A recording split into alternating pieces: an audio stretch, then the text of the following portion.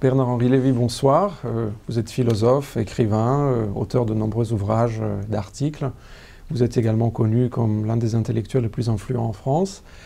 Vous avez réalisé plusieurs films, plusieurs documentaires. Aujourd'hui, vous êtes l'invité des Lundis de l'IH. La question qui vous sera posée, c'est la France face aux défis du XXIe siècle. Quels sont d'après vous ces défis, justement ? Les défis, il y en a de tous ordres. Il y a des défis économiques face à la puissance montante de la Chine. Mais ça, répondre à ce défi, ça veut dire faire avancer l'Union européenne.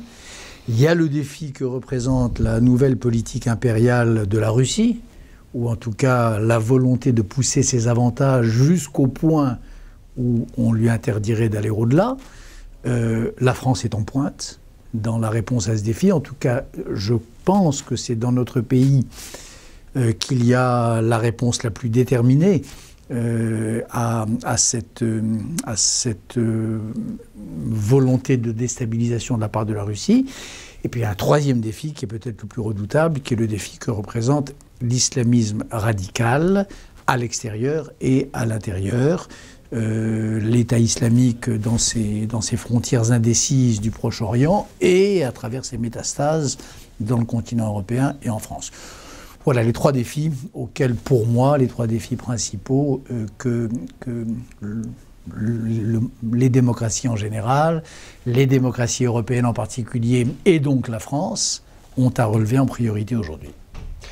Vous dites que la France est en pointe, alors que la majorité, en tout cas un bon nombre d'experts aujourd'hui regrettent l'absence de la voix française. La voix de la France ne se fait plus entendre, d'après eux, dans les relations internationales. Ils regrettent que la France se place désormais derrière les États-Unis, que la France n'a pas une politique suffisamment active au Moyen-Orient. D'après eux, j'entendais hier une émission sur RFI où les experts, dans leur unanimité de gauche et de droite, regrettaient les temps anciens de Gaulle ou de Mitterrand.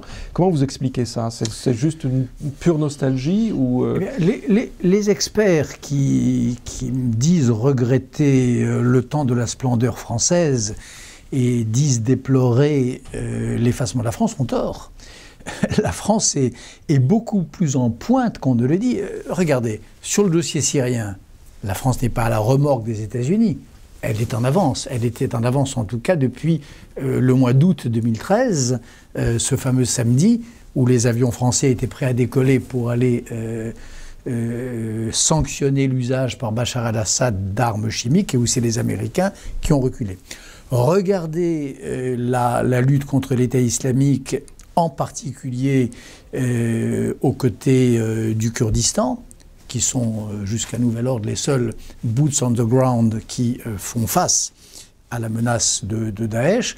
La France est probablement leur allié le plus crédible et le plus sérieux.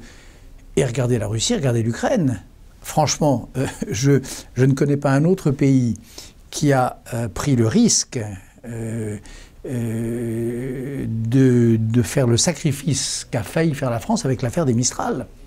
Cette décision de ne pas vendre les Mistral à la Russie, au pic de l'affaire ukrainienne, au moment où Poutine avait envahi la Crimée et s'apprêtait à envahir le Donbass, c'était une décision de grande politique, d'hommes d'État de grande qualité, d'honneur pour la France.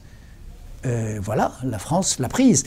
Et elle l'a prise parce qu'elle était, me semble-t-il, beaucoup plus au fait de la dangerosité de la politique poutinienne que certains de ses alliés. Donc voilà trois exemples, mais on pourra en prendre d'autres. Merci beaucoup.